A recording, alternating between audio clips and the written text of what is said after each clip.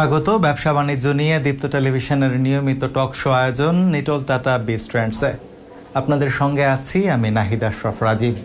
কে ভেবেছিল বাঙালিকে বর্ষবরণ করতে হবে ঘরে বসে, বড় কোনো আয়োজন ছাড়াই? আরেকটি বড় উৎসব ঈদুল ফিতরও যে ঘরে বসে কাটাতে হবে না, তাও কেউ নিশ্চিত করে বলতে পারছে না। কিন্তু এসব উৎসব তো আর শুধু সাংস্কৃতিক সামাজিক আয়োজন নয়, এসবের পেছনে আছে বড় অঙ্কের অর্থনৈতিক হিসাব। করোনা আক্রান্ত দেশের অর্থনীতির হাল আরও বেহাল হবে যদি এসব উৎসবকে ঘিরে ব্যবসায়ীরা বিনিয়োগ না করেন, যদি সাধারণ মানুষের কেনাকাটা করার সুযোগ কম থাকে।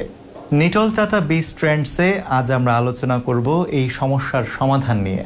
তথ্য প্রযুক্তির সহায়তায় আলোচনায় যোগ দিচ্ছেন BIISS এর গবেষণা পরিচালক অর্থনীতিবিদ ডক্টর মাহফুজ কবির।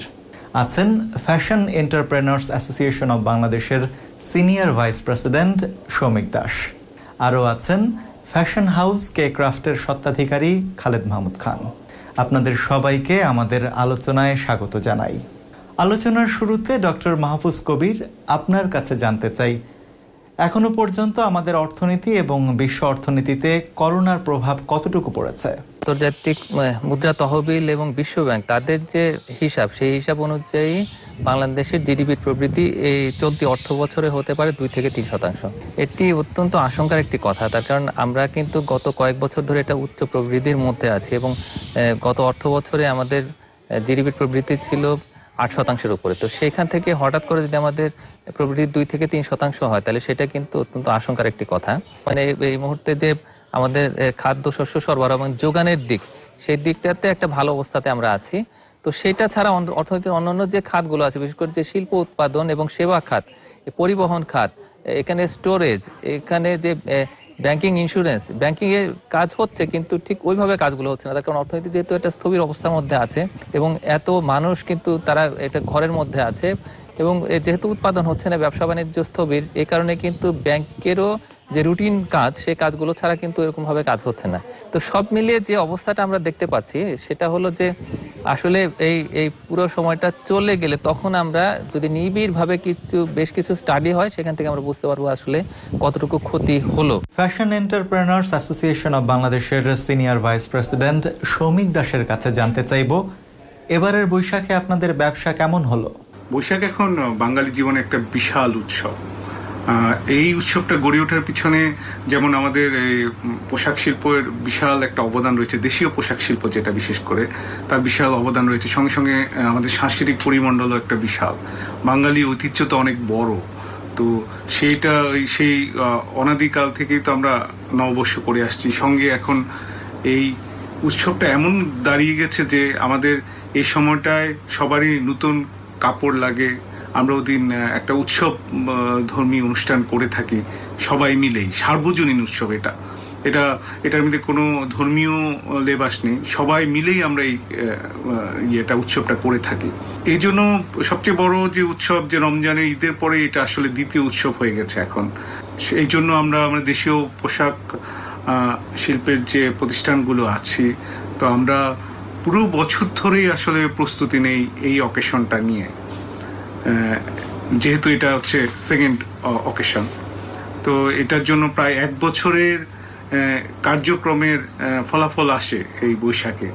এই ক্ষেত্রে গত 2-1 বছর ধরে যে সরকারি বোনাস বা চালু হয়েছে,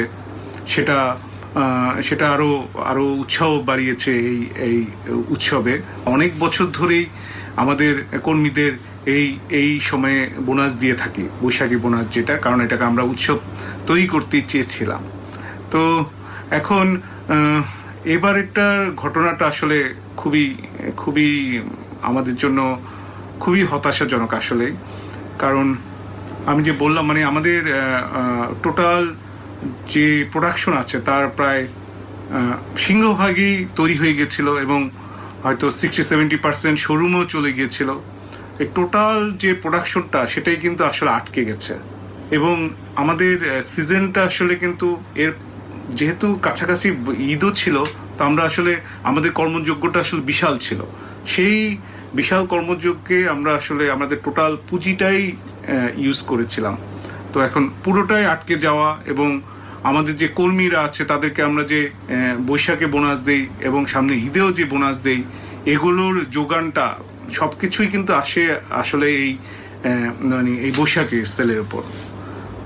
ইনফ্যাক্ট এই সরকারিভাবে বন্ধ হয়ে যাওয়ার আগেও প্রায় করোনার এই মহামারীর শুরু থেকেই 10 তারিখ থেকেই আসলে আমাদের বিক্রিটা অনেক কমে যায়, যখন থেকে আসলে গ্রাফ অনুসারে বিক্রিটা বাড়ার কথা।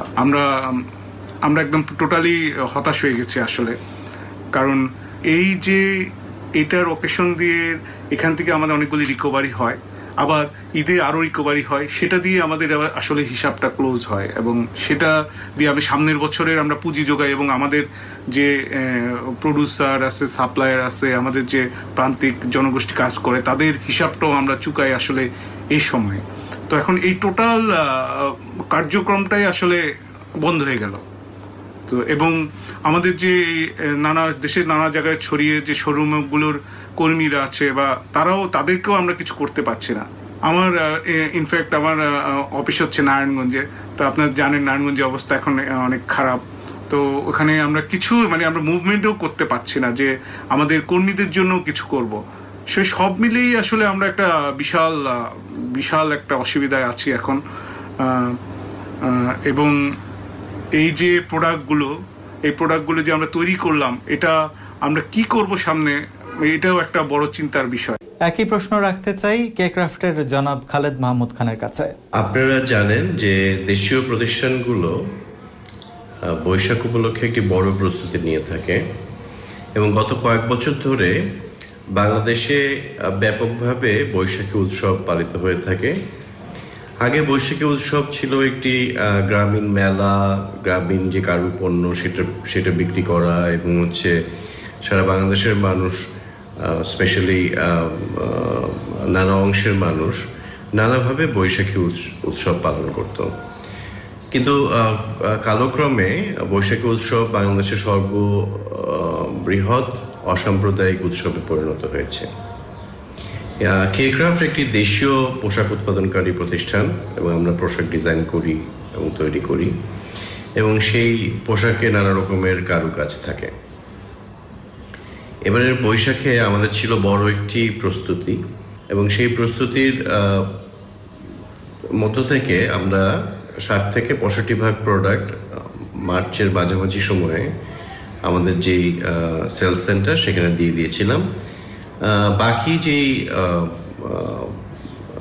উৎপাদন বৈশাখের সেটা আসলে প্রায় শেষ পর্যায়ে ছিল, যেটা আমাদের 1 এপ্রিলের মধ্যে শপে পৌঁছে যাওয়ার পরিকল্পনা ছিল।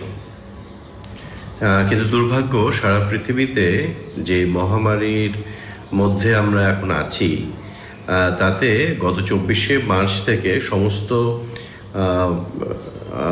বিক্রয় কেন্দ্র, ফ্যাক্টরি, অফিস সব কিছু আমাদের মতন প্রতিষ্ঠানগুলোর বন্ধ করে দিতে হয়েছে। কারণ এখন একটা প্রশ্ন আসছে আসলে কিভাবে মানুষের জীবন রক্ষা করা যায় এবং কিভাবে সতর্ক থেকে আমরা এই বৈশ্বিক মহামারী থেকে নিজেকে সুস্থ এবং সবল রাখতে পারি। আমাদের এই যে প্রস্তুতি, এই যে বৈশাখী আয়োজন, এই আয়োজনে আসলে নানা ধরনের মানুষ যুক্ত। সব কিছু বন্ধ থাকার কারণে আসলে বিক্রি যেমন হলো না, ঠিক তেমনি এর সাথে যারা যুক্ত বিভিন্ন পেশার মানুষেরা, তাদের যে মেধা, শ্রম এবং বিনিয়োগ, সেটা আসলে এক ধরনের হুমকির মুখে পড়ে গেছে। একটা বড় ক্ষতি হচ্ছে অর্থনৈতিক ক্ষতি, আরেকটি বড় ক্ষতি হচ্ছে যে এই সময়টায় বিক্রি না হওয়াতে এই যে বিক্রয়লব্ধ যেই বিনিয়োগকৃত পুঁজি, সেটা দিয়ে আসলে আবার নতুন করে প্রোডাক্ট বা পণ্য বানানোর কথা, যাদের মজুরি, যাদের কাপড়, যাদের নানা রকমের কারুকাজ এই পোশাকগুলিতে ছিল, তাদের যে পাওনা সেগুলি মেটাবার কথা, এই সব কিছুই আসলে একটা বড় অনিশ্চয়তার দোলাচলের মধ্যে পড়ে গেল। এই পরিস্থিতি থেকে কবে উত্তরণ হবে, কিভাবে উত্তরণ হবে আমরা জানি না। কারণ যে সারা পৃথিবীর এই অনিশ্চয়তায় আমরা আসলে এখন আক্রান্ত এবং আমরা আশা করছি যে একদিন নিশ্চয়ই সময় যাবে। কিন্তু অসুবিধার বিষয়টা হচ্ছে যে আমাদের দেশের দেশীয় পোশাকের বাজার অনেক বেশি মাত্রায় মৌসুম নির্ভর। এই মৌসুমে যে প্রোডাক্টগুলো বিক্রি হওয়ার কথা ছিল, যখন এই বৈশাখ চলে গেল তখন এই বৈশাখের সুনির্দিষ্ট কালার রেঞ্জে সুনির্দিষ্ট ধরনের যে প্রোডাক্টগুলি সেগুলি আসলে আর আগামী 1 বছরেও বিক্রি হবার সম্ভাবনা ক্ষীণ। আমরা আসলে চিন্তিত হচ্ছে এই সেক্টরের ভবিষ্যৎ নিয়ে। নানা ধরনের সাইজের প্রতিষ্ঠান এই শিল্পের সাথে যুক্ত। কেউ একেবারেই ছোট্ট একটা উদ্যোগ নিয়ে আজকে শুরু করেছেন, হয়তো উনি নিজের পায়ে দাঁড়াবার চেষ্টা করছেন এবং তার নিজের এবং তার পরিবারকে নিয়ে একটা ভালো জায়গায় যেতে চেষ্টা করছেন। অনেকে আবার হচ্ছে যে কয়েক বছর ধরে করছেন, তারা হচ্ছে কিছুটা গুছিয়ে উঠেছেন এবং ভাবছেন যে ব্যাংকের পুঁজিকে সাথে নিয়ে আসলে পরের ধাপে যাবেন। আবার কেউ কেউ অনেক বছর ধরে করছে এবং বছর ধরে করবার একটা পর্যায়ে উনি নানা রকমের ব্যাংকিং সিস্টেম এবং নানা রকমের ইনভেস্টমেন্ট নিয়েছেন এবং তার সাথে যুক্ত করেছেন বড় একটি লোকবল। সো এই সমস্ত যে আয়োজন, এই সমস্ত যে ব্যক্তিরা যুক্ত, তাদের সবার আসলে পেশাগত জীবনের একটি বড় ধাক্কা এই অবস্থার মধ্যে তৈরি হয়ে গেছে। ডক্টর মাহফুজ, এবারের বৈশাখে কেনাকাটা না হয় অর্থনৈতিক ক্ষতি কতটুকু হলো, এ বিষয়ে কি আপনাদের কোনো গবেষণা আছে? এই বছর আসলে তেমন কোনো কেনাকাটাই হয়নি। যে কিছু কিছু অনলাইনে কিছু পোশাক কেনাকাটা হয়েছে, কিন্তু এটা খুব ক্ষুদ্র পরিসরে এবং এটা আসলে খুব অল্প কিছু শহরে এই সুবিধাটা আছে। আর বাকি যে সারা দেশ জুড়ে বাংলাদেশের সবচেয়ে বড় যে উৎসব, এখানে সমস্ত ধর্মের, সমস্ত বর্ণের, গোত্রের এবং নৃগোষ্ঠীর লোকজন কিন্তু এই উৎসবে অংশগ্রহণ করেন এবং এই উৎসবের সময়টাতে বিশেষ করে পুরো 1 মাস জুড়ে কিন্তু এই একটা প্রস্তুতি চলতে থাকে এবং কেনা বেচা চলতে থাকে। তো এখানে বিভিন্ন রকমের ব্যবসা, বিশেষ করে যে পোশাকের ব্যবসা, বিভিন্ন রকমের ক্ষুদ্র শিল্প, হস্তশিল্প, তাদের যে ব্যবসা, এবং অনেকে কিন্তু এই যে নববর্ষ সেটাকে সামনে রেখেই নানান রকমের যে র ম্যাটেরিয়াল এবং তারা কিন্তু অনেক পোশাকও এবং অন্যান্য বিভিন্ন দ্রব্য সামগ্রী তারা কিন্তু আমদানি করে থাকে এবং এটা যেহেতু বড় রকমের কেনাবেচা হয়, তো এই সময়ে একটা বড় ব্যবসার জায়গা এবং এখানে দেশের অনেক ক্ষুদ্র, মাঝারি এবং অনেক বড় ব্যবসা প্রতিষ্ঠানও কিন্তু এইখানে একটা বড় মুনাফা করে থাকে এবং এখানে বিপুল পরিমাণে মানুষের কর্মসংস্থান হয়। তো সেই বিষয়টাকে যদি আমরা মাথায় রাখি, তাহলে এই বছর যেহেতু এটা হলো না, একেবারে কোনো উৎসবই হলো না, তো এই কারণে মাননীয় প্রধানমন্ত্রীর যে করোনা ফান্ড, সেখানে তো কিছু টাকা গেছে, কিন্তু এই যে যারা ব্যবসায়ী, এখানকার যারা কর্মে নিয়োজিত, তাদের হাতে ওই টাকাটা পৌঁছেছে কিনা সেটা কিন্তু আমরা জানি না। তো এবং না পৌঁছানোরই কথা, তার কারণ সরাসরি ব্যবসার বা লেনদেনে যে ধরনের বেনিফিটগুলো আসে এবং সরাসরি যে টাকা এক হাত থেকে অন্য হাতে চলে যায়, তো এই লেনদেনটা কিন্তু ওইভাবে হয়নি। তো এই কারণেই যে এই বছরের যে নববর্ষ, সেই নববর্ষের যে ঘিরে যে ব্যাপক প্রস্তুতি ছিল এবং এখানে যে হাজার হাজার কোটি টাকার লগ্নি হয়েছে এবং এখানে যে প্রস্তুতিগুলো ছিল, এখানে বিনিয়োগ যেটা ছিল, সেই বিনিয়োগ থেকে যেমন রিটার্ন আসেনি, ঠিক তেমনিভাবে এখানে যে বিনিয়োগের জন্য ব্যাংক থেকে যে ঋণ নেওয়া হয়েছে এবং সেই ঋণের কারণে কিন্তু সুদ গুনতে হচ্ছে এই সমস্ত প্রতিষ্ঠানগুলোতে।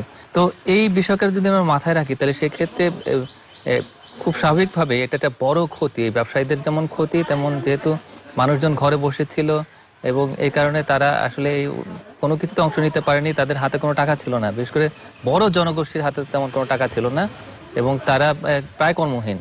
তো এই অবস্থায় আসলে এই যে ক্ষতি, সেই ক্ষতিটাকে কিভাবে পুষিয়ে নেওয়া যায় এবং এই যে যারা বিনিয়োগ অলরেডি করে ফেলেছেন, তারা কিন্তু বড় রকমের একটা লোকসানের মধ্যে আছেন, তাদেরকে কিভাবে এই লোকসান থেকে বের করে নিয়ে আসা যায়, সেটা একটা বড় চ্যালেঞ্জ। এবং এখানে আমাদের যে এই মুহূর্তে যে প্রণোদনা তহবিল আছে, সেই তহবিলে অনেকের জন্য বিভিন্ন রকম প্রণোদনার ব্যবস্থা আছে। তো সেখান থেকে যদি সম্ভব হয়, তাহলে সেখান থেকে অথবা নতুন করে যদি সাপ্লিমেন্টারি কোনো ফান্ড তৈরি করা যায়, এবং এটা খুব সহজেই সম্ভব এবং এটা কেন্দ্রীয় ব্যাংক এটা সহজেই করতে পারে, এবং তাদের জন্য যদি কোনো একটা প্যাকেজের ব্যবস্থা করা যায়, তাহলে সেক্ষেত্রে তারাই আবার ঘুরে দাঁড়াতে পারবে। এবং সেটা কি করা যায় সেটা নিয়ে আমাদের একটু খুব গভীরভাবে চিন্তা ভাবনা করতে হবে, তার কারণ এত বড় একটা প্রস্তুতি, এত বড় একটা বিনিয়োগ এবং এখানে অলরেডি যারা আমদানি করে ফেলেছেন বিভিন্ন রকমের পণ্য, তো তারা আসলে কি করবেন, কোথায় গিয়ে দাঁড়াবেন, তো এটা একটা বিষয়। এবং তারা যদি এই ব্যবসা থেকে ক্ষতির মুখে পড়ে তারা যদি ফিরে আসতে না পারে তাহলে ওই কর্মসংস্থানের কি হবে, সেটাও একটা বড় চিন্তার বিষয়। তো এই বিষয়গুলো আমাদেরকে ভাবতে হবে এবং এই যে করোনা পরিস্থিতি কত দিন চলে এবং ওইটা আবার পরবর্তী যে বছর, সেই বছরের এই যে পহেলা বৈশাখ, সেইটাকে সামনে রেখে তখন তাদের আবার নতুন করে যাতে তারা মুখ ফিরিয়ে না নেন, তারা যাতে এই ব্যবসার মধ্যে থাকেন এবং তারা যাতে নতুন উদ্যমে আসলে এগিয়ে আসতে পারেন এই কাজে, সেইটার জন্য আমাদের আসলে কর্মপরিকল্পনা তৈরি করাটা খুব খুব জরুরি বিষয়। জনাব শৌমিক, আপনাদের সঙ্গে সঙ্গে দেশীয় পোশাকের এই বাজারের সঙ্গে সম্পৃক্ত আমাদের গ্রামীণ জনপদের তাঁত শিল্পীরা, বৈশাখে নতুন কাপড়ের কেনা বেচা না হয় তারা এখন কেমন আছেন? এই বৈশাখী যে কর্মকাণ্ডটা আছে সেটার সাথে আসলে পর্যায়ক্রমে অনেকেই জড়িত। আমরা যখন আমরা থিম তৈরি করে আমরা কাজ শুরু করি, আমরা ডিজাইন স্টুডিও কাজ শুরু করে, সেই কাজটা আসলে শেষ পর্যন্ত যারা করে হাতে এটা ফুটিয়ে তুলে সেটা হচ্ছে একদম প্রান্তিক জনগোষ্ঠী, যেটা তাঁতশিল্পীরাও আছে। সেই তাঁতশিল্পীদের যে কাজের, তার মানে হচ্ছে কি আমরা তো টোটাল যে কাজটা করি তার পুরোটা আসলে আমরা পুঁজিটা মানে ওখানে যে দেই সেটা দিয়ে আসলে তাদেরটাও ফুলফিল করা যায় না। তারাও অন্য জায়গা থেকে আসলে সাহায্য নেয় যে এই তাঁতটা চালিয়ে নেওয়ার জন্য, আমরাও যতটুকু পারি দেই। তো সব মিলিয়ে আসলে কাজটা হয়, কিন্তু টোটাল রিকভারিটা হয় কিন্তু একটা অকেশন ভিত্তি করে। তো সেখানে এই বৈশাখটা তো চলে গেল এবং বৈশাখ থেকে কোনো কিছুই আসলো না এবং প্রায় 1 মাসের উপর আমাদের শোরুম বন্ধ আছে। তো আমাদের যে ক্যাশ ফ্লোটা এটা কিন্তু নেই। তো এখন সেজন্য আমরা যে তাদের যে টাকা তাদেরকে দেওয়াটা আমরা কিন্তু সেটা সেভাবে করতে পারিনি এবং প্রোডাক্টগুলিও আটকে গেল। তো সেই হিসাবে এই তাঁতশিল্পীরা যে পরবর্তীতে কি করবে এটাও একটা জরুরি প্রশ্ন হয়ে গেল। কারণ হচ্ছে এই যে শিল্পী তারা কিন্তু এটা হাতের কাজ, এরা তো যখন এখান থেকে এই টাকাটা পাবে না বা এই নতুন করে কাজ যাবে না, যেহেতু আমরা মানে কাজগুলি কারণ স্টাক হয়ে গেল সব কিছু, তো আমরা তো আবার যে পাইপলাইনে যতগুলি কাজ ছিল যে সামনে আমরা কাজ দিব সেই কাজগুলিও কিন্তু আমরা দিতে পারবো না এই পুঁজির অভাব। তো সুতরাং তারা কিন্তু কাজ পাবে না। তা কাজ না পেলে এই জনগোষ্ঠী কি হবে, তারা এই প্রফেশনে কিভাবে থাকবে এবং পরবর্তীতে যদি এরা মানে অন্য প্রফেশনে চলে যায় পরবর্তীতেও কিন্তু আমরা আসলে পাবো না তাদের। সুতরাং এটা আসলে আমাদের এই প্রান্তিক জনগোষ্ঠীতে তাঁতশিল্পী তাদের জন্য আসলে বিশাল অসুবিধা এবং সঙ্গে সঙ্গে তো বললাম কারণ এটা যে খুব যে দ্রুত এই সমস্যার সমাধান হয়ে যাবে এরকমও নয়। তো সেজন্য ওনারাও খুব অসুবিধায় আছেন। এখন আমরা আমাদের প্রতিনিয়ত কথা হচ্ছে সেই তাঁতশিল্পীরা কিভাবে টিকে থাকবেন, তাদেরও সেই চেষ্টায় সেই চিন্তাই আছে। আসলে সবচেয়ে বড় ব্যাপার হচ্ছে যে এই সমস্যাটা তো আসলে আমরা কোনো সময় ফেস করিনি এবং পুরো পৃথিবী আসলে ফেস করেনি। তো এটার সমাধান যে আসলে কি হবে আমরা এখনো পরিষ্কার করে বুঝছি না। তবে যেটা মনে হয় যে সমাধান নিশ্চয়ই আছে, সব ঠিক হবে, আমরা সবাই মিলে চেষ্টা করি ঠিক হবে। এটার জন্য ভুক্তভোগী আসলে প্রতিটা লোক। তো সেখানে যেমন তাঁতশিল্পী আছে, সে এরকম সাধারণ যত লোক আছে সবই তো আসলে এটা একটা চেইন, এটা তো একটা ইকোনমিক চেইন। তো সেই চেইনটা পুরোটাই আসলে ক্ষতিগ্রস্ত। জনাব খালেদ কি এই বিষয়ে কিছু বলতে চান? আমাদের দেশীয় পোশাক শিল্পের সাথে সরাসরি যুক্ত আমাদের ঐতিহ্যবাহী হস্তচালিত তাঁত শিল্প এবং এর পাশাপাশি আছে সূচিকর্ম শিল্প, বয়ন শিল্পের অন্যান্য মাধ্যম এবং যারা রং করেন সেই ধরনের গুণী শিল্পীরা, যারা নানা রকমের বুনন করেন, তাঁতের ডিজাইন তোলেন। আসলে নানা মানুষের সংশ্লিষ্টতায় দেশীয় পোশাক শিল্প বিকশিত হয়েছে। বর্তমান পরিস্থিতিতে দেশীয় পোশাকের বাজার একটি চরম মার খাওয়ার কারণে এই সমস্ত সেক্টরে যারা যুক্ত, যাদের নানা জনের নানা রকমের মেধায় আসলে আমরা দেশীয় পোশাক শিল্প একটা পর্যায়ে এসেছি, তারা সবাই তাদের ভবিষ্যৎ নিয়ে শঙ্কিত। যেই তাঁতি এলাকাগুলি আসলে একটা বড় অংশের যোগান দেয় দেশীয় পোশাক শিল্পে, সেই অঞ্চলগুলি হচ্ছে নরসিংদী, টাঙ্গাইল, সিরাজগঞ্জ, কুমিল্লা, নারায়ণগঞ্জ, রাজশাহী সহ আরও কয়েকটি এলাকা। এই এলাকাগুলিতে যেই তাঁতগুলি পরিচালিত হয় তার বেশিরভাগ তাঁতই আসলে ট্র্যাডিশনালি বহু বছর ধরে বংশ পরম্পরায় চলছে। বর্তমান যে পরিস্থিতি, সেই পরিস্থিতির আগে থেকেই আসলে এই শিল্পে যারা যুক্ত তাদেরকে তার নিজ নিজ প্রফেশনে ধরে রাখাটা একটা সহজ ব্যাপার ছিল না। কিন্তু যখন এই বৈশ্বিক মহামারী চলে আসলো এবং যখন আসলে দেশীয় পোশাক শিল্পের যা সারা বছরের লেনদেন, তার একটি বড় অংশ এই বৈশাখে হয়ে থাকে, যেটা কম বেশি 20% থেকে 25%, সেটা যখন আসলে বন্ধ হয়ে গেল, তখন আসলে আমাদের দেশীয় তাঁতশিল্প, কারুশিল্প, বয়ন শিল্পের অন্যান্য মাধ্যম সবারই জীবন জীবিকা আসলে এবং তাদেরকে এই শিল্পে ধরে রাখা একটা বড় কঠিন ব্যাপার হয়ে গেল। কারণ এইখানে দেশীয় পোশাক শিল্পে যেটা হয়, সেটা সারা বছর যে কর্মকাণ্ড চলে তার কিছু অংশ করে আসলে পেমেন্ট দেওয়া হয়, এবং বাকি যেই লেনদেনের হিসাব সেটা আসলে সিজন টাইম বা যেই সময় বৈশাখ বা ঈদ আছে সেই সময় আসলে নিষ্পন্ন করা হয়। তো ফলে এই শিল্পের সাথে যুক্ত মানুষেরা আসলে অনেক মানুষ তাদের যেই প্রাপ্য মজুরি, তাদের যে সারা বছরের সঞ্চয় তারা বিনিয়োগ করেছিলেন তাদের ব্যবসাতে, সেটা আসলে এক ধরনের কবে ফেরত আসবে, কবে উনি তার বিনিয়োগকৃত পুঁজি ফেরত পাবেন, সেটা আসলে যখন নিশ্চিত হতে পারবেন না, তখন আসলে ওনার সাথে যারা যুক্ত, যে সমস্ত ছোট গ্রুপস অথবা ব্যক্তি যুক্ত, তারা আসলে এই প্রফেশনে কিভাবে থাকবেন।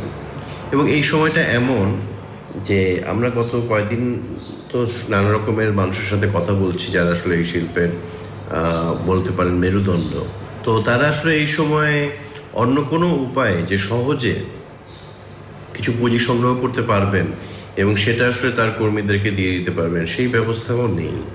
কারণ এখন শুধুমাত্র ব্যাংকে স্বাভাবিক লেনদেন খুব সীমিত পরিসরে হচ্ছে। কিন্তু ধরেন একটা যখন লোন প্রসেসিং হচ্ছে না, যখন আসলে এমার্জেন্সি কোনো ফান্ড এই সমস্ত ছোট উদ্যোক্তারা ঠিক সহজে পাচ্ছে না, যখন আসলে একটা জমি বিক্রি করে যে সে টাকা দিবেন সেই ব্যবস্থাও নেই। কারণ আসলে এই সময় কে আসলে জমি কিনবে, যেখানে সবাই চিন্তিত তার জীবন রক্ষা হবে কিনা। দর্শক, সময় হয়েছে একটা ছোট্ট বিরতি নেবার, ফিরে আসবো কিছুক্ষণের মধ্যেই, সঙ্গেই থাকুন।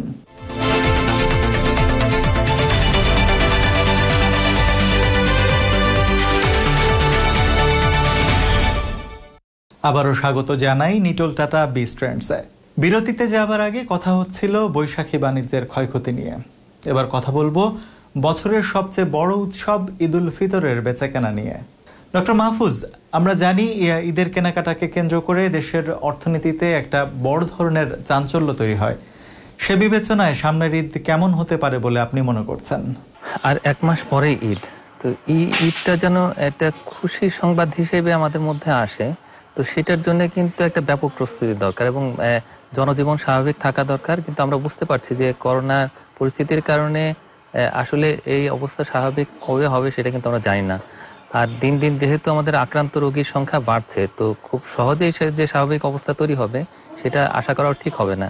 তো এই অবস্থায় আমাদের এই যে লক্ষ লক্ষ মানুষ যারা ঘরের মধ্যে আছেন এবং তারা অনেকেই প্রায় কর্মহীন অবস্থাতে আছেন, তাদের কথা যদি আমরা মাথায় রাখি তাহলে বুঝতে পারবো যে আসলে পরিস্থিতি যতদিন স্বাভাবিক না হয় ততদিন পর্যন্ত তারা স্বাভাবিক যে কেনাকাটা, তাদের যে অর্থনৈতিক কর্মকাণ্ড, এবং এদের মধ্যে অনেকেই উদ্যোক্তা, ক্ষুদ্র মাঝারি উদ্যোক্তা এবং অনেকেই কুটির শিল্পের সাথে জড়িত, যে জিনিসগুলো কিন্তু এই মুহূর্তে বন্ধ আছে।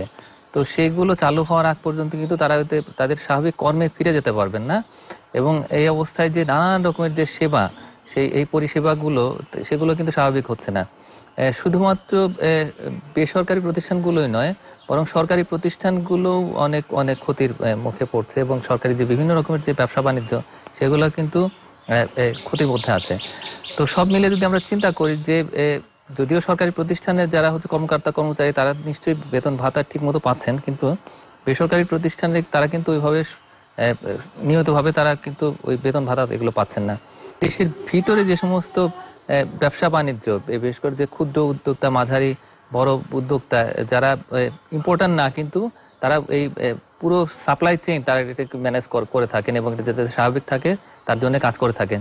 তো তাদের যে কর্মকাণ্ড, তাদের যে সমস্ত ব্যবসা বাণিজ্য, তাদের যে স্বাভাবিক যে সমস্ত অর্থনৈতিক প্রক্রিয়া, সেই প্রক্রিয়া অংশগ্রহণ, সেই বিষয়টা কিন্তু খুব বিঘ্নিত হচ্ছে। তো এই অবস্থা যদি আমরা চিন্তা করি তাহলে কিন্তু এই রোজা এবং ঈদ, এই অবস্থায় কিন্তু এই যে যারা ব্যবসা বাণিজ্য করে তারা যে এটা লাভ করেন, সারা বছরের জন্য যেটা লাভ করেন, সেই অবস্থা কিন্তু আমরা এই বছর দেখতে পাবো না, বরং তারা বেশ বড় রকমের একটা ক্ষতির মুখে পড়বেন। যারা অলরেডি বিনিয়োগ করেছেন তাদের জন্য এই অবস্থা অত্যন্ত একটা ঝুঁকির, এবং এই অবস্থা থেকে বের হয়ে আসার জন্য কিন্তু যে এই তহবিল, যে প্রণোদনা তহবিল, সেখানে কিন্তু বেশ বড় একটা অংশের টাকা রাখা আছে। এটা কিন্তু ঋণ সহায়তা এবং সহজ শর্তে সহজ সুদে ঋণ সহায়তা। তো সেটা তারা ঠিক কতটুকু অ্যাক্সেস করতে পারবেন এবং সেটা কতটুকু ব্যবহার করতে পারবেন, এবং এতটুকু ব্যবহার করে তারা যদি ব্যবসা বাণিজ্য না করে এটা কিভাবে তারা এই যে সুদ পরিশোধ করবেন বা আসলটা পরিশোধ করবেন, সেটাও কিন্তু একটা চিন্তার বিষয়। তো এই অবস্থা যদি আমরা মাথায় রাখি, আর এর পাশাপাশি আমরা আবার সেই পরবর্তী যেটা কোরবানির ঈদ, সেই কোরবানির ঈদ পর্যন্ত কিন্তু এটা প্রলম্বিত হতে পারে, তার কারণ সারা পৃথিবী জুড়ে যে অবস্থা এই মহামারীর, তো সেটা যদি আমরা দেখি, এবং এই দেশের যেহেতু আস্তে আস্তে রোগীর সংখ্যা বেড়ে যাচ্ছে, আক্রান্ত রোগীর সংখ্যা, তো এটা স্বাভাবিক হতে আসলে অনেকখানি সময় লাগবে, এবং এই মুহূর্তে সরকার আসলে এত বড় ঝুঁকি নেবে না স্বাভাবিক করার। তো এই বিষয়টা মাথায় রেখে আমাদের যে কর্মপরিকল্পনা, সেই কর্মপরিকল্পনার মধ্যে আসলে ওই যে বিষয়গুলো, যে প্রণোদনার পাশাপাশি আসলে তাদেরকে অন্য কোনো ধরনের প্যাকেজ দেওয়া, বিশেষ করে যেটা আন্তর্জাতিক সংস্থাগুলো যে কাজটা করে থাকেন, যে ঋণের সঙ্গে তারা কিন্তু একটা গ্র্যান্ট প্যাকেজও দিয়ে থাকেন, যে কিছুটা ঋণ এবং সেটা শর্তটা সহজ এবং একই সঙ্গে গ্র্যান্ট। তো এটা যদি হয় তাহলে সেক্ষেত্রে যারা ব্যবসায়ী বা তাদের জন্য কিন্তু একটা খুব এই শর্তগুলো সহজ করলে তারা কিন্তু ভালোভাবে তারা নতুন করে আবার ঘুরে দাঁড়াতে পারেন। তো সেই বিষয়টা চিন্তা করা যায় কিনা, আর ভোক্তাদের জন্য কোনো ঋণের সহজ শর্তে ঋণের ব্যবস্থা করা যায় কিনা, তার কারণ তাদের অনেকেই কিন্তু আসলে এই সময়টাতে তাদের হাতে যেহেতু আয় থাকবে না, তো তারা কিন্তু আর স্বাভাবিক যে অর্থনৈতিক কর্মকাণ্ড, তাদের যে কেনাকাটা, সেগুলো করতে পারবেন না। কিছু মানুষ সমাজের যারা একেবারে দুস্থ, যারা সাহায্যের উপর বেঁচে থাকেন, তারা হয়তো ওই কিছুটা ট্রান্সফার পেমেন্ট সেগুলো পাবেন, সরকারের যে সোশ্যাল সেফটি নেট প্রোগ্রাম, সেখান থেকে তারা টাকা পয়সা বা সহায়তা পাবেন। বাকিরা কি করবেন? তাদের শুধুমাত্র চাল, ডাল বা এই আলু, সেটা দিয়ে কিন্তু তারা চলতে পারবে। জনাব শৌমিক, অনেক ব্যবসায়ী তো ঈদকে সামনে রেখে সারা বছর পরিকল্পনা করেন, বিনিয়োগ করেন। এবারের ঈদকে নিয়ে আপনাদের প্রস্তুতি আর পরিকল্পনাটা কি? রমজানের ঈদ হচ্ছে আমাদের সবচেয়ে বড় অকেশন। আমাদের এই বাংলাদেশের যে কোনো প্রেক্ষাপটেই যে কোনো ব্যবসারই আসলে সবচেয়ে বড় সময়টা হচ্ছে এই রমজানের ঈদ। তো এটা নিয়ে আসলে পুরো বছর ধরেই আমরা প্রস্তুতি নেই। মানে আমাদের একটা অকেশন শেষ হলে আমরা সামনের ঈদে কি করব সেই বিষয়ে আমাদের পরিকল্পনা শুরু হয়ে যায়, আমরা কাজ শুরু করে দিই। সেই পুরো বছরের ফলাফলেই কিন্তু রমজান ঈদে আসে। এবার বৈশাখ এবং ঈদ কাছাকাছি হওয়ায় আমরা দুটো কাজই আসলে যুগোৎপদ করছিলাম।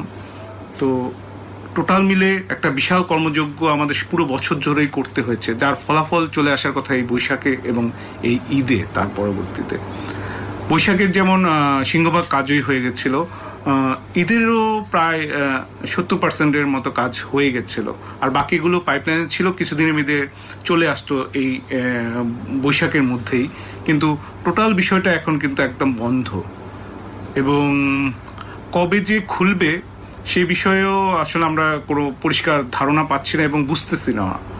যদি খুলেও তারপরে মানুষজন কবে থেকে স্বস্তিতে কেনাকাটা শুরু করবে সেটাও কিন্তু একটা বিরাট প্রশ্নের সম্মুখীন এখন। কারণ এই ধরনের সমস্যা আসলে আমরা তো বটে, পুরো পৃথিবী আসলে কোনো সময় এর সম্মুখীন আমাদের এই জীবনে আর কি হয়নি এখন পর্যন্ত।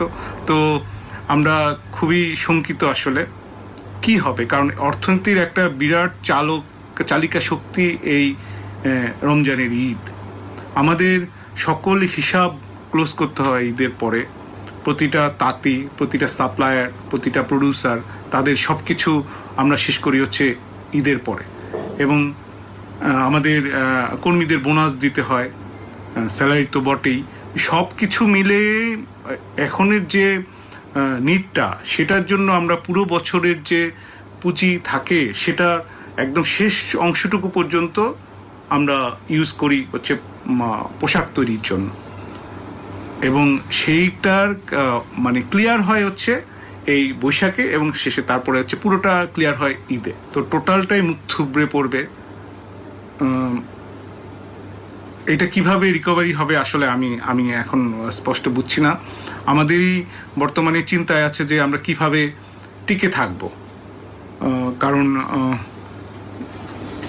এই যে এই প্রোডাকশনটাও তো টোটালটা আটকে গেল। আমরা এটা কি করব? আমাদের নানা পাইপলাইনে যে কাপড়গুলো আছে, যেটা আমি বললাম যে 70% কাজ হয়ে গেছিল, তো বাকি 30% কাজ যে আমরা উঠে নিয়ে আসবো সেটার জন্য যে পুঁজি লাগবে সেটাও কিন্তু হাতে নেই। তো এই টোটালটা যে চেনটা, এটা টোটালটা কিন্তু এখন বন্ধ। দর্শক, আবারও সময় হয়েছে বিরতিতে যাবার। ফিরে এসে আমরা আলোচনা করব এতক্ষণ আলোচিত সমস্যাগুলোর সমাধান নিয়ে। সঙ্গেই থাকুন।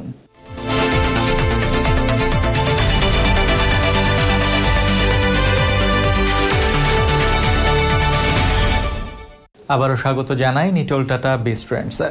কথা হচ্ছিল বৈশাখী কেনাকাটা না হওয়ায় অর্থনীতিতে যে ক্ষতি হলো আর সামনের ঈদের কেনাকাটা নিয়ে যে সংশয় তৈরি হয়েছে তা নিয়ে।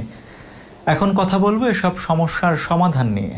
ডক্টর মাহফুজ, আপনার কাছে জানতে চাই, দেশীয় পোশাকের ব্যবসায় বড় একটা ধাক্কা লাগলো বর্ষবরণের সময়, আবার ঈদের সময়ও একই সংকট তৈরির যে আশঙ্কা তৈরি হয়েছে, সেই প্রেক্ষিতে সরকারের করণীয় কি থাকতে পারে?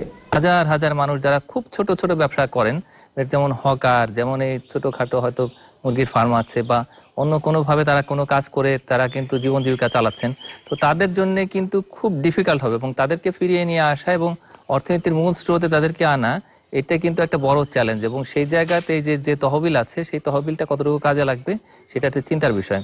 তো এটার জন্য আমাদের সাপ্লিমেন্টারি ফান্ড তৈরি করতে পারি, এবং এটা তৈরি করাটা খুব সহজ। এবং এখানে কিন্তু আমাদের যে রাজস্ব নীতি, বিশেষ করে যে সরকারের যে বাজেট, সেই বাজেটটাই একটা বড় ভূমিকা পালন করবে। এবং এখানে যদি ইনসেন্টিভ দেওয়া যায়, এবং বিশেষ করে যে আমাদের যারা কনজিউমার গ্রুপ, তাদের জন্য যদি কোনো সফট লোনের ব্যবস্থা করা যায়, এবং এখানে যদি কিছুটা গ্র্যান্ট, কিছুটা লোন, এরকম একটা করে যদি প্যাকেজ তৈরি করা যায়, তাহলে সেক্ষেত্রে তারা মার্কেটে পার্টিসিপেট করবেন। এবং এটার কিন্তু উদাহরণ আছে, আমাদের আশেপাশের দেশেই উদাহরণ আছে যে তারা সরাসরি নগদ অর্থ প্রণোদনা হিসেবে পাচ্ছেন। তো এরকম করে যদি আমরা কিছু তৈরি করি এবং লং টার্মের যদি একটা ইন্টারেস্ট তৈরি করি, যে কনজামশন ফান্ড যদি তৈরি করি, তাহলে সেক্ষেত্রে তারা মার্কেটে পার্টিসিপেট করে তারা কিন্তু এই যে পুরো অর্থনীতিকে বাঁচিয়ে রাখবেন। তো শুধুমাত্র ওই যারা উৎপাদক বা যারা হচ্ছে সরবরাহকারী, তাদেরকে মাথায় না রেখে তাদেরকে অবশ্যই রাখতে হবে, এবং এর পাশাপাশি সবাইকে আসলে নিয়ে আসতে হবে এটার মধ্যে। তার কারণ যেহেতু সবাই ক্ষতিগ্রস্ত, এবং আসলে আমরা চাই যে অর্থনীতিটা স্বাভাবিক গতিতে চলতে থাকুক, তো এই জন্য সবাইকে যাকে যেভাবে দিলে আসলে অর্থনীতি স্বাভাবিক অবস্থাতে থাকে, তো সেভাবে তাকে দিতে হবে। এটা একটা বিষয়। তো টাকাটা কোত্থেকে আসবে? টাকার একটা বড় উৎস কিন্তু ব্যাংক। আর এই মুহূর্তে আমরা আসলে সঞ্চয়পত্রের কথা যেটা, ওইটা ওইভাবে করে কিন্তু আসলে ওইভাবে বাজার থেকে টাকা তুলতে অত বেশি পারবো না। তো ব্যাংকটা একটা বড় জায়গা, এটা একটা বিষয়। আর একটা বিষয় হচ্ছে যে যেহেতু সব দেশের সরকারি ক্ষতিগ্রস্ত, তো এই ক্ষেত্রে আমরা কিন্তু বহুজাতিক যে সমস্ত বিশেষ করে যে প্রতিষ্ঠানগুলো আছে, বিশেষ করে আন্তর্জাতিক মুদ্রা তহবিল, বিশ্ব ব্যাংক, এশীয় উন্নয়ন ব্যাংক, AIIB, এই ধরনের যে যত প্রতিষ্ঠান আছে, সেই প্রতিষ্ঠানগুলোর কাছ থেকে কিন্তু আমরা ঋণ সহায়তা চাইতে পারি। আর বিশেষ করে যে আন্তর্জাতিক মুদ্রা তহবিল যে $1 ট্রিলিয়ন ফান্ড তৈরি করার ঘোষণা দিয়েছেন, তো সেখান থেকে আমরা একটা বড় অঙ্ক চাইতে পারি। তার কারণ আমরা এখন প্রবৃত্তিতে খুব ভালো করছি, এবং এই মুহূর্তে বিশ্ব অর্থনীতির সঙ্গে আমাদের যতটুকু সংযোগ আছে সেটুকুর সর্বোচ্চ পরিমাণে কাজে লাগিয়ে আমরা ভালো করছি।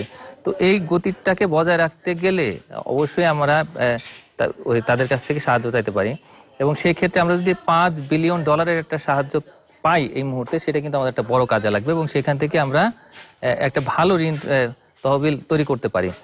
এটা একটা বিষয়। আর একটা বিষয় হচ্ছে যে আমরা যেন সবাইকে, বিশেষ করে আমরা যদি এই ব্যাংক এবং এই যে আন্তর্জাতিক মুদ্রা তহবিল এবং বিশ্ব ব্যাংকের ছোট ছোট কিছু সাহায্য তহবিল আছে, তো সেগুলোকে অবশ্য সেগুলো যেটা তারা কিন্তু শিক্ষা, স্বাস্থ্য এবং এই ধরনের যে সমস্ত কর্মসূচি, সেই কর্মসূচিতে তারা বিনিয়োগ করে থাকেন, অর্থায়ন করে থাকেন। কিন্তু এর পাশাপাশি আমাদের আরও কিছু বিষয়ের কথা চিন্তা করতে হবে। আমাদের এই যে লোনগুলো আছে বা যে ধরনের যে সাপোর্ট প্যাকেজ, সেই প্যাকেজগুলো যতটা দীর্ঘমেয়াদে, যতটা লম্বা সময় ধরে সেটার রিপেমেন্ট পিরিয়ড করা যায় সেটা ভালো।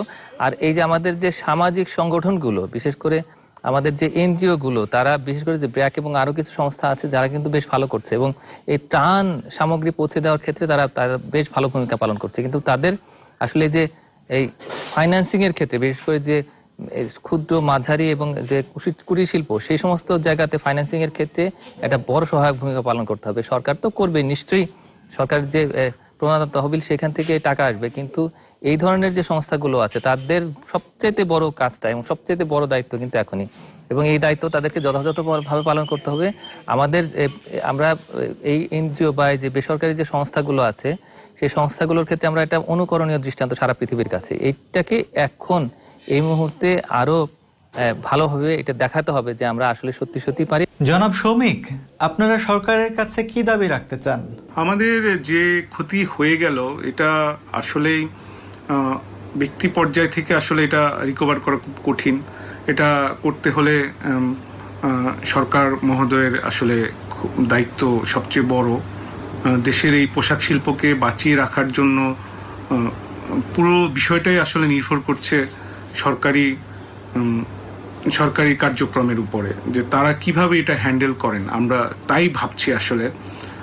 মাননীয় প্রধানমন্ত্রী অলরেডি একটা প্রণোদনার ঘোষণা দিয়েছেন মাঝারি এবং ক্ষুদ্র ক্ষেত্র যে ব্যবসায়ীদের জন্য। তো কিন্তু আমরা যতটুকু বুঝতে পারলাম সেটা আসলে খুব যে স্মুথ তা কিন্তু নয়। এটা পাওয়াটা বা এটাকে অ্যাচিভ করাটা, এটা এবং পেয়ে একটা কাজটা করা, এটা আসলে খুব সহজ নয়। তো ক্লায়েন্টকে দেওয়ার ব্যাপারে অবশ্যই ব্যাংক যাচাই বাছাই অনেক কিছু করবে, সেটা তো খুব কম সময়ের মধ্যে হওয়ার মতো বিষয় নয়। কিন্তু আমাদের কাছে কিন্তু একদম এই মুহূর্তের নিড, কারণ বৈশাখ যে গেল, মার্চ মাসের অনেকে স্যালারি দিতে পারেনি, মার্চ মাসের যে ভাড়া সবকিছুই কিন্তু এখন আটকে গেছে, কারণ সেই 24 তারিখ থেকে সেটা বন্ধ।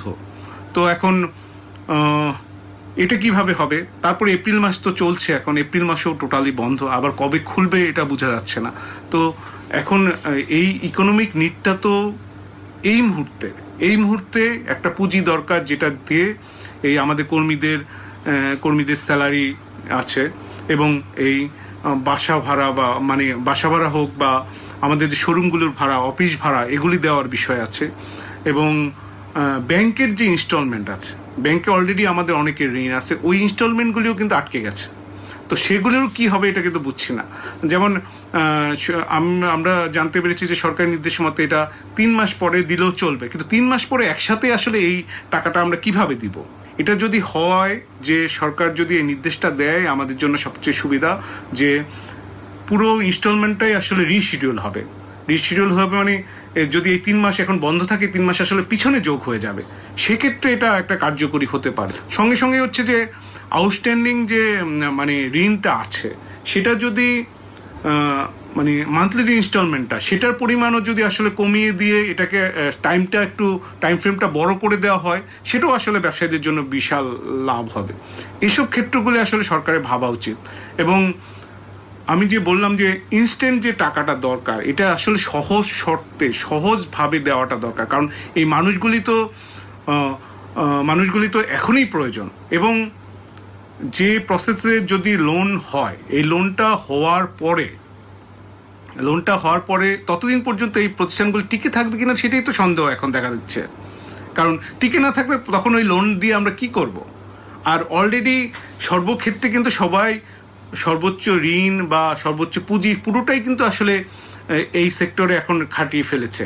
তখন নতুন করে যখন মূল্যায়ন করবে, তখন তো সবাই দেখবে যে সবার লোন বা কিছু পুরোপুরি ফুলফিল, তখন নতুন করে দিবে কিনা ব্যাংক, আসলে কতটুকু সহনশীল হয়ে দিবে, সেই বিষয়টাও কিন্তু আমাদের কাছে পরিষ্কার না আসলে। তো সব কিছু মিলেই আসলে আমরা শঙ্কিত।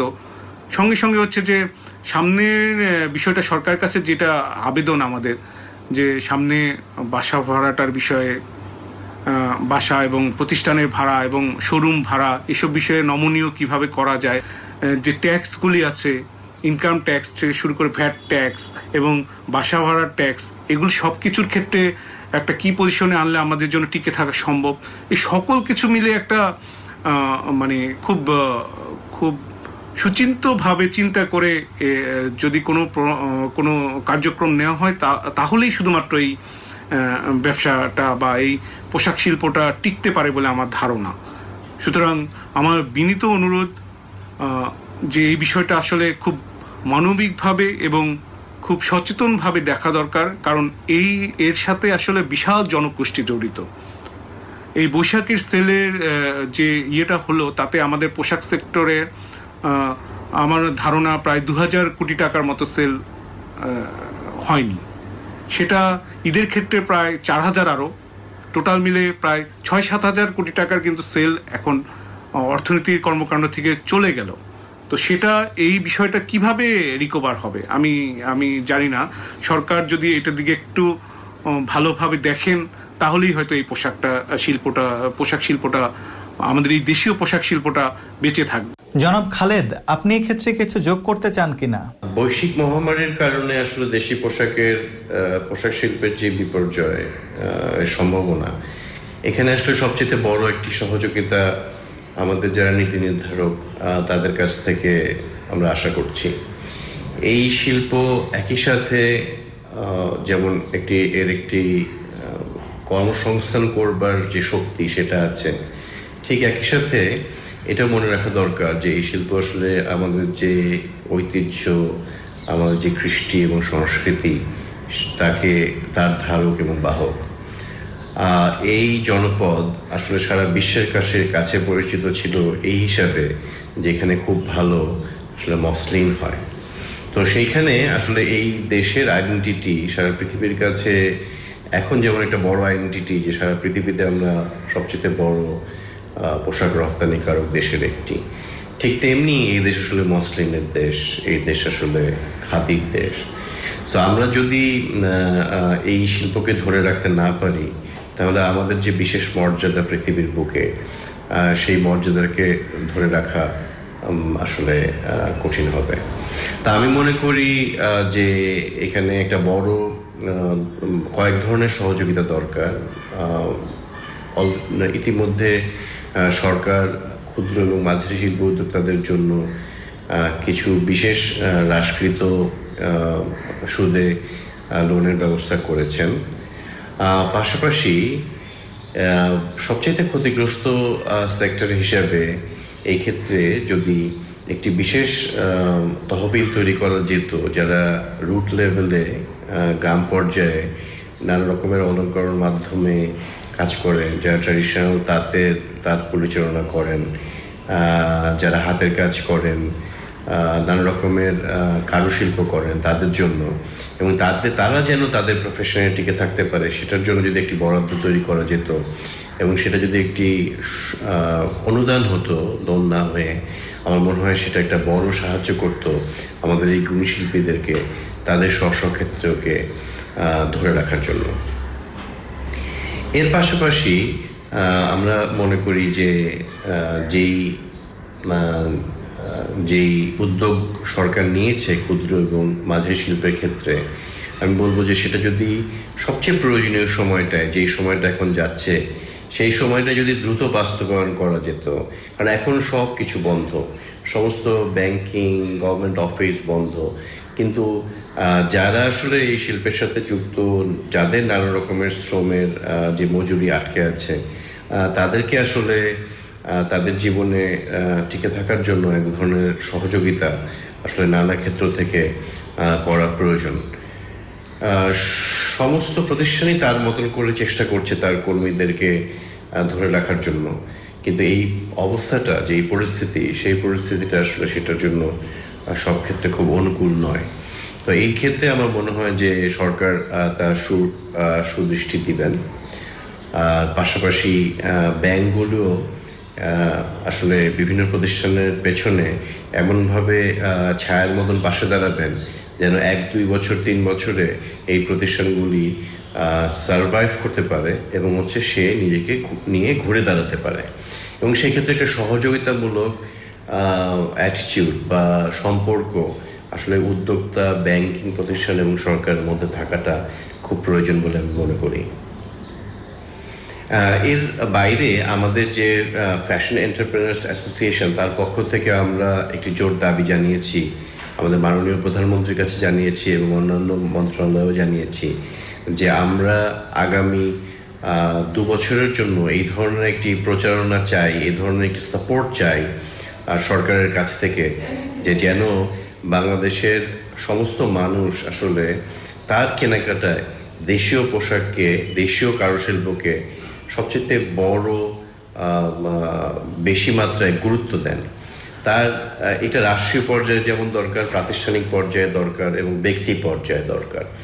যদি আমরা সেই সহযোগিতা সাধারণ মানুষের কাছ থেকে পাই, আমরা যদি আসলে যে সমস্ত গিফট এবং অন্যান্য প্রয়োজনে সরকার এবং অন্যান্য বেসরকারি প্রতিষ্ঠান কেনাকাটা করে থাকেন, তারা যদি দেশীয় পোশাক কিনেন, তাহলে আমার মনে হয় এই শিল্পর একটি বড় সুরক্ষা দেওয়া হয়। একই সাথে আমরা যদি যে সমস্ত প্রোডাক্ট এখানে তৈরি হয় সেগুলো যদি আসলে আমদানি থেকে আমরা বিরত থাকি এবং আমরা যদি আমদানিকে নিরুৎসাহিত করি, যেসব প্রোডাক্ট আমাদের এখানে তৈরি করা সম্ভব এবং আমরা করে থাকি, আমার মনে হয় সেটা যদি 2 বছরের জন্য করা হয়, যে কেউ যদি অন্যান্য দেশ থেকে পোশাক এবং ক্রাফট, গিফট আইটেম এগুলি ইম্পোর্ট করতে চায়, তাহলে তাকে উচ্চ ট্যাক্স দিয়ে বা ট্যারিফ দিয়ে সেটা আনতে হবে। তাহলে আমার মনে হয় যে অনেকেই অনুৎসাহিত হবেন বিদেশ থেকে প্রোডাক্ট আমদানি করতে, বরঞ্চ যেই প্রোডাক্টগুলি বাংলাদেশেই হয় এবং বাংলাদেশে গত বৈশাখে এবং সামনের ঈদের সময় আসলে মানুষের কেনাকাটা করবার মতন পরিবেশ এবং পরিস্থিতি না থাকার কারণে যেই পরিমাণ প্রোডাক্ট আসলে জমে গেছে, আমরা যদি সেই প্রোডাক্টগুলিকে সাপোর্ট দিতে চাই, তাহলে আসলে আমাদের এই ধরনের প্রোডাক্ট যেন ইম্পোর্ট না করা যায়, সেটার যদি কিছু উদ্যোগ গভর্নমেন্ট তার নীতিমালায় গ্রহণ করেন, তাহলে আমার মনে হয় বাংলাদেশের ম্যাক্সিমাম যারা বিক্রেতা এবং উৎপাদনকারী, তারা হয়তো তাদের প্রোডাক্টটিকে একটি ভালো দামে বিক্রি করে এই অবস্থা থেকে উঠে দাঁড়াতে পারবেন। সবার সহযোগিতায়, বিশেষত আমাদের যারা পৃষ্ঠপোষক ক্রেতা, তাদের সহযোগিতায় নিশ্চয়ই এই শিল্প ঘুরে দাঁড়াবে। আমরা আশাবাদী। আপনারা আমাদের পাশে থাকুন। আপনাদের সবাইকে অসংখ্য ধন্যবাদ আমাদেরকে এমন প্রাণবন্ত একটি আলোচনা উপহার দেওয়ার জন্য। দর্শক, শেষ করার সময় হলো। যাবার আগে শুধু এটুকুই বলতে চাই, দেশীয় তাঁত শুধু অনেক মানুষের জীবিকার বিষয় নয়, এর সঙ্গে আমাদের সাংস্কৃতিক পরিচয় জড়িত। তাই এই করোনাকালে দেশীয় তাঁত আর দেশীয় পোশাক শিল্পের যে ক্ষতি হলো, তা যাতে চিরস্থায়ী কোনো দাগ ফেলতে না পারে, এজন্য যতটা পারবেন দেশীয় পোশাক কিনে ব্যবহার করবেন, এই অনুরোধ রেখে যাচ্ছি। আবার দেখা হবে ব্যবসা বাণিজ্যের অন্য কোনো আলোচনা নিয়ে। ততক্ষণ পর্যন্ত ভালো থাকুন, সতর্ক থাকুন, সুস্থ থাকুন।